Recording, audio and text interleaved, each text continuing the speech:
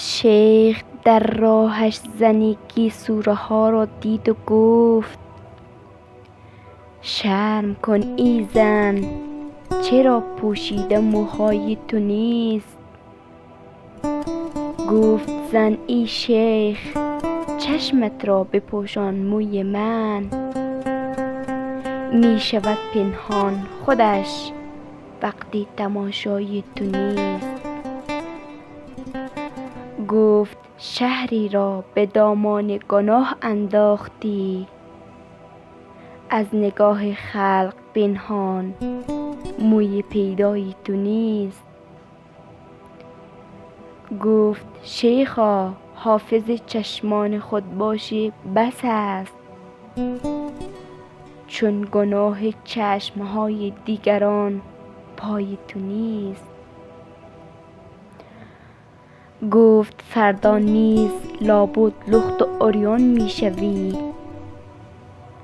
وقتی از موی رها امروز پروای تو نیست. گفت از من سفره بیچارگان عریان تر است، پس چرا آنجا خبر از چشم بینای تو نیست؟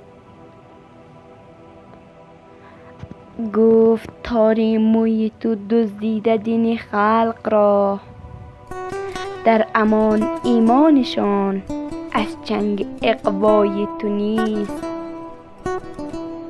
گفت پس آن دین و ایمانی که دزدش تار موست، آنقدر سست است که محتاج بلوای تو نیست. گفت شیطانی تو و در جلد زن ظاهر شدی، جز فریب و مکر در نقش فریبای تو نیست.